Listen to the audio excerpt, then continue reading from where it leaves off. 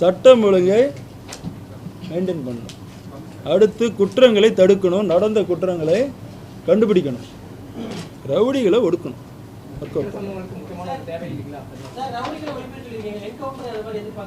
என்கவுண்டர்ன்றதெல்லாம் அப்படி ஒரு இதே கிடையாது.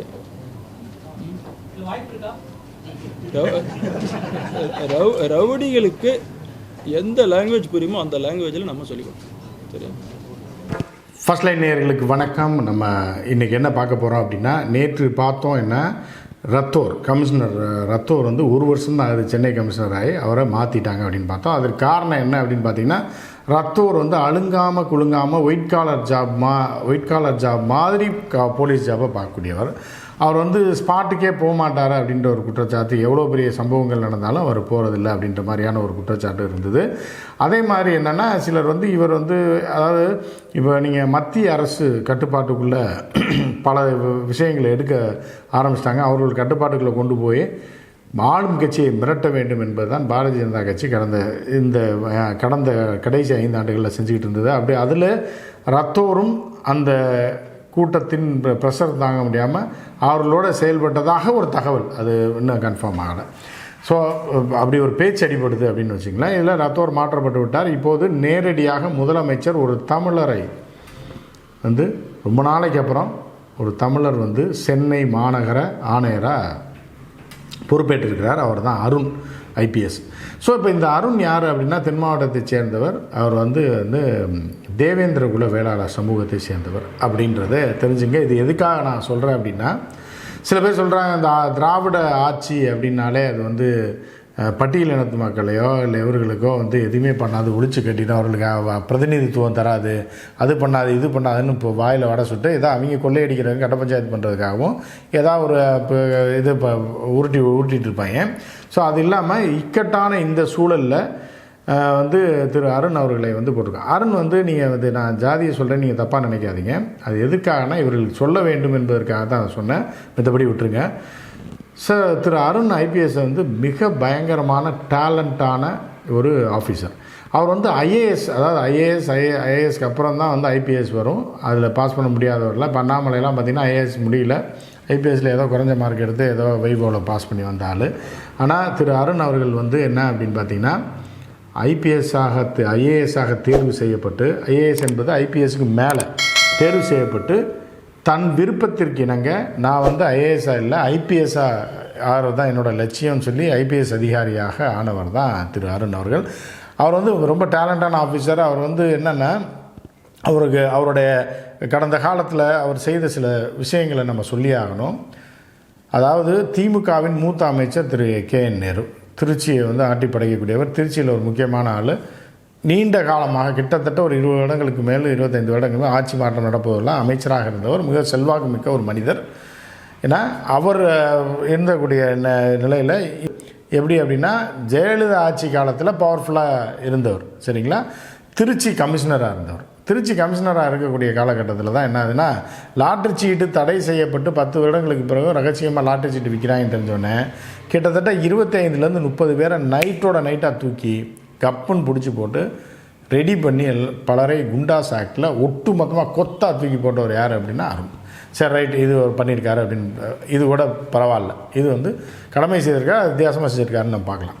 ஆனால் திருப்பூரில் பாசிஏ அப்படின்னு ஒரு நிறுவனம் நீங்கள் கேள்விப்பட்டிருக்கீங்க. ஒரு 5, 7, 8 வருடங்களுக்கு முன்பு மிகப்பெரிய மோசடி நிறுவனம் அது. ஏன்னா சீட்டு போட்டால் அந்த அதிக வட்டி தரோம் அப்படின்ற மாதிரியான ஒரு டுபாக்கூரா கம்ப்யூட்டர் டெக்னாலஜி இதெல்லாம் இணைத்து ஒரு முதல் திருட்டு நிறுவனம் அது.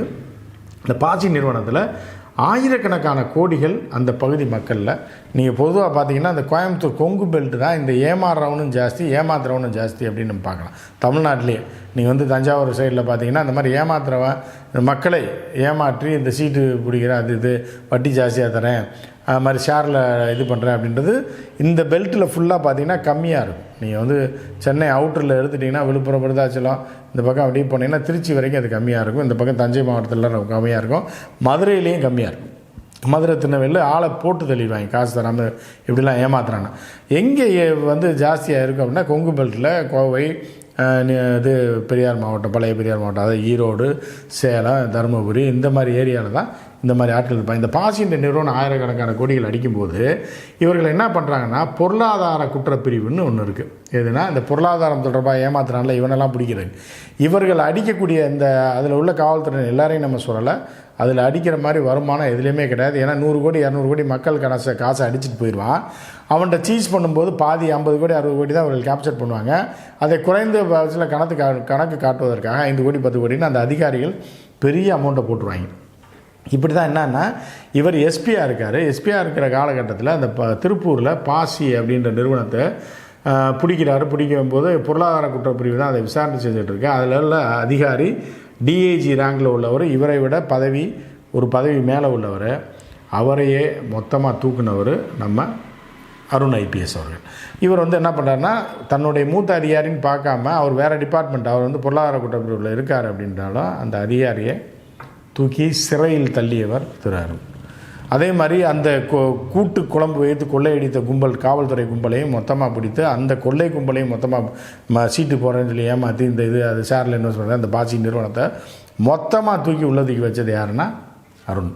அதே மாதிரி என்னென்னா இவருக்கு சென்னையில் ரவுடிஸை பூராமே தெரியும். ஏன்னா ஏற்கனவே சட்டம் ஒழுங்கில் ஜாயின்ட் கமிஷனராக சென்னையில் இருந்திருக்கிறாரு. அதனால் அந்த அனுபவமும் இருக்குது.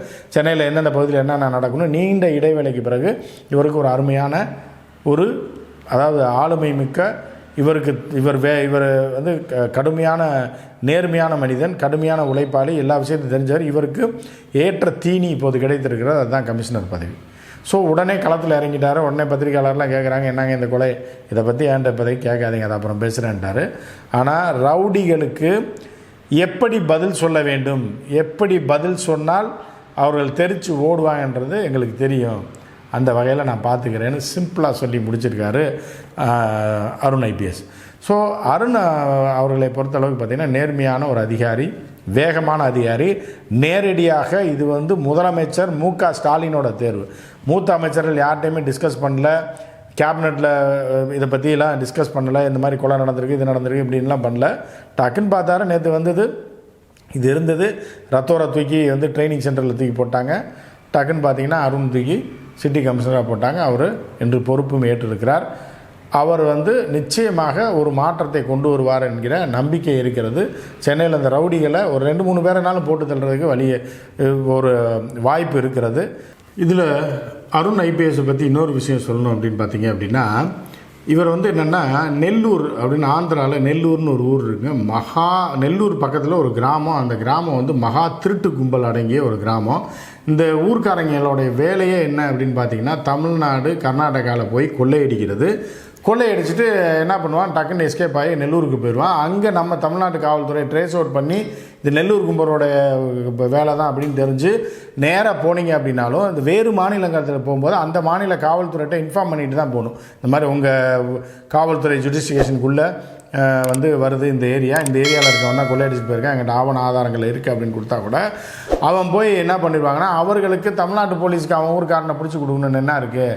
அதனால் என்ன பண்ணுவாங்கன்னா அவர்களுக்கு முன்னாடி இன்ஃபார்ம் பண்ணி அவர்களை தப்பிக்க விட்டுருவாங்க. இல்லை இவர்கள் போய் அவர்கள்ட்ட சொல்லாமே பிடிச்சிட்டாலும் அவர்களே அங்கேருந்து கொண்டு வர விடாமல் அங்கே உள்ள கோர்ட்டில் ஆஜர்படுத்த வச்சு அந்த நீதிமன்றத்திலே ஆஜர்படுத்தி ஜெயிலில் அடைச்சிடுவாங்க. திருப்பி அவன் அந்த கொள்ளை சம்பவத்தில் ஈடுபடுவான். இப்படி ஒரு சிக்கலான சூழ்நிலையில் இருக்கும்போது என்ன ஆச்சு அப்படின்னா, அந்த கொள்ளை கும்பலை ஒட்டு மொத்தமாக ஒழிச்சவர் அருண் ஐபிஎஸ் தான். நம்ம கமிஷனர் தற்போது பொறுப்பேற்று இருக்கக்கூடிய கமிஷனர் அருண் ஐபிஎஸ் தான் என்னென்னா அந்த நெல்லூர் கொள்ளை கும்பலை ஒட்டு மொத்தமாக ஒழிச்சதை அதிரடியாக போய் அவர்கள் காவல்துறைக்கே தெரியாமல் ஒட்டு மொத்தமாக எல்லாத்தையும் தூக்கிட்டு துவதவன் துவச்சு அதுக்கப்புறம் இனி தமிழ்நாட்டுக்கு போனால் நம்ம உயிருக்கு உத்தரவாதம் இல்லை என்கிற அச்சத்தை நெல்லூர் கொள்ளையர்கள், ஆந்திரா பார்டரில் இருக்கக்கூடிய, அதாவது ஆந்திராவுக்குள்ளே இருக்கக்கூடிய நெல்லூரில் இருக்கக்கூடிய ஒரு கிராமத்தை சேர்ந்த பிற மாநிலத்தில் சென்று கொள்ளையடிக்கக்கூடிய கொள்ளையர்களை கொட்டத்தை ஒட்டு மொத்தமாக அடக்கினவர் யார் அப்படின்னா நம்முடைய அருண் ஐபிஎஸ். எனவே இவர் கொள்ளையர்களை எப்படி டீல் பண்ணணும்னு அவருக்கு தெரியும். அதே மாதிரி ரவுடிகள் எங்கெங்கே எந்தெந்த பாக்கெட்டில் இருக்கான், எவன் எந்தெந்த மாதிரியான ஆள் அப்படின்றது ஏற்கனவே ஜாயின்ட் கமிஷனராக சென்னையில் இருந்திருக்காரு, அதை பற்றி அவருக்கு தெரியும். ஒரு வீரதீரமான ஆஃபீஸர், எதையும் துணிஞ்சு செய்யக்கூடிய ஒரு தமிழன். நீண்ட நாட்களுக்கு பிறகு ஒரு தமிழர் சென்னை மாநகரத்துடைய கமிஷனராக நியமிக்கப்பட்டிருப்பது ஒரு நல்ல ஒரு சமிக்கையாக தெரியுது. நிச்சயமாக இவர் இறங்கி கலக்குவார் அப்படின்னு நினைக்கலாம், நம்பலாம். ஸோ என்ன நடக்குது நம்ம பார்ப்போம். மற்றொரு நிகழ்ச்சியில் சந்திப்போம். நன்றி, வணக்கம்.